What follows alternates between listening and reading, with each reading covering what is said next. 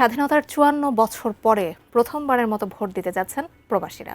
সংযুক্ত আরব আমিরাতে অবস্থানরত বাংলাদেশি ব্যালট পেপার হাতে পেতে শুরু করেছেন তারা। দীর্ঘদিনের প্রত্যাশিত এ দাবি বাস্তবায়িত হয় আনন্দিত তারা। সংযুক্ত আরব আমিরাত থেকে সিরাজুল হকের পাঠানো তথ্য ও ছবি নিয়ে ডেস্ক রিপোর্ট। সংযুক্ত আরব আমিরাতে প্রায় ১২ লক্ষাধিক প্রবাসী বসবাস করেন।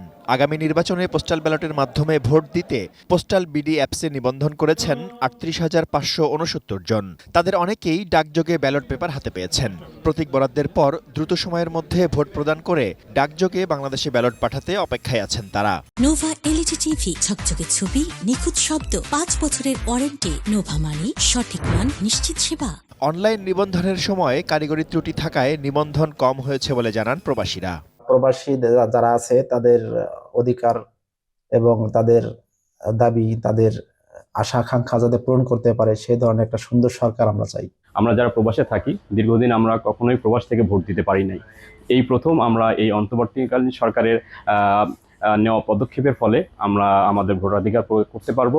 দীর্ঘদিনের প্রত্যাশিত এ দাবি বাস্তবায়িত হওয়ায় আনন্দিত তারা। ধন্যবাদ জানিয়েছেন বাংলাদেশ সরকারকে। আমরা জনপ্রতিনিধি নির্বাচনের সুযোগ পেয়েছি, এটার জন্য প্রবাসীদের পক্ষ থেকে ইন্টারিয়াম গভর্নমেন্ট নির্বাচন কমিশনকে অশেষ ধন্যবাদ।